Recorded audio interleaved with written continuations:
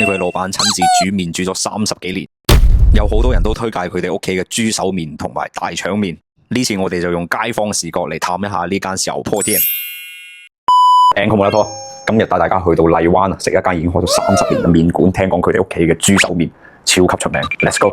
響個地鐵站一行出嚟咧，就可以見到呢間店啊！到步，一間咁樣嘅小店，竟然係響一啲咁高樓大廈嘅環境嘅對面，響呢度屹立咗大概有30幾年。我響評論區入邊咧點得最多嘅就係大家話呢間店嘅衛生同埋環境比較簡陋啦。呢個就係佢哋屋企嘅價格啦。老細又喺度錄麵，仲有冇豬手啊？有，大腸麵加豬手細嘅。我呢度，呢度得，唔該晒。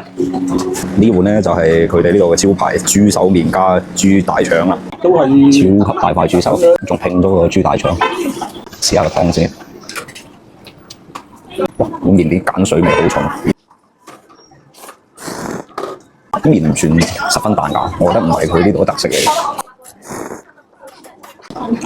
豬手咧，蒸下落去，佢嗰個膠原蛋白超級豐富。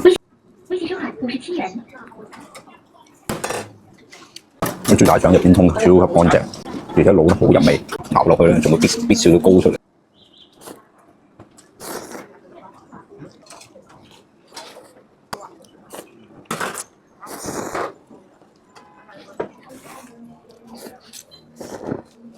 有好多店可以做到咁耐，大部分嘅原因都係因為一就人情味，一就街坊幫襯。唔知道呢間店係咪你哋心目中嘅其中一樣呢？呢次真冇甩拖啦，下次再會。